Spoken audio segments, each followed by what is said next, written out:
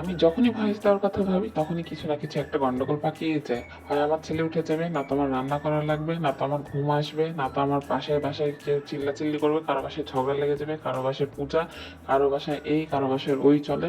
যাই হোক, আজকে কথা না বাড়িয়ে আজকে আগে আমি ভয়েস দিয়ে আপনাদের সাথে ক্লিপটি শেয়ার করতেছি।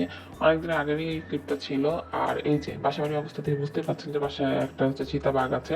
তো আমি খালি ভাবি যে ওরা সব কোন মায়েরা যারা হচ্ছে মানে তার বাচ্চাদেরকে নিয়ে এত সুন্দরভাবে ভিডিও মেক করে, বাসা গোছায়, সংসার করে, জব করে, কেমনে? আমার তো একটাকে নিয়ে ভাই সকালের খাবার আমি দুপুরে খাই, দুপুরের খাবার মনে হয় বিকালে খাই, বিকালের খাবার মনে হয় রাত্রে খাই, না কি যে করি আমি দিশেহারা হয়ে যাই। আর রান্নার কথা তো বাদই দিলাম, যেখানে আমার রান্না করতে এত ভালো লাগতো সেখানে রান্নাঘরে গেলে আমি ভাবি যে শর্টকাটে কিভাবে কি রান্না করে বের হয়ে যায়। আর যেহেতু বাচ্চা নতুন খাওয়া ধরছে সেহেতু নতুন মায়েদের জন্য একটা টিপস, বাচ্চাকে কি খাওয়াবেন না খাওয়াবেন। আমার ছেলের এখন প্রায় 10 মাস, তো ন্যাচারালি আমরা যে খাবার খাই সে তো সেটা খেতে পারে না, সেজন্য তার তো অবশ্যই আমরা জানি যে এখন বাচ্চাদেরকে 1 বছরের আগে লবণ দেওয়া সম্পূর্ণ মানা করছে ডাক্তাররা, প্লাস হচ্ছে 2 বছরের আগে চিনি।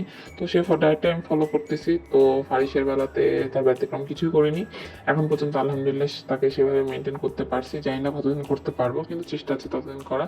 প্লাস নো ডিভাইস দিয়ে রেখেছি, যাক আলহামদুলিল্লাহ, মাশাআল্লাহ বলতে কেউ ভুলবেন না। আর এই যে এটা হচ্ছে শিং মাছ, বাচ্চাদের জন্য খুবই একটা উপকারী, কারণ এখানে অনেক হচ্ছে আয়রন থাকে যা বাচ্চাদের রক্ত বৃদ্ধিতে সাহায্য করে। যেহেতু ছোট বাচ্চা, তাদের শরীরে রক্তের অনেক দরকার আছে।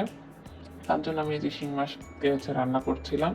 তো নর্মালি আমরা যেভাবে রান্না করি সেভাবেই করছিলাম, তার জন্য একটু অল্প করে মশলা দিচ্ছিলাম যেহেতু সে এত মশলা খেতে পারবে না। আর ফ্লেভারের জন্য সাথে টমেটো দিয়েছিলাম। টমেটো তো ভিটামিন সি আছে, এটা আমরা সবাই জানি, যেটা রোগ প্রতিরোধ ক্ষমতা বাড়ায়। তো এটা বেবির জন্য অনেক ভালো। দেন এই যে আমি মাছটাকে কীভাবে রান্না করছি সেই প্রসেসটা আপনারা দেখলে বুঝতে পারবেন।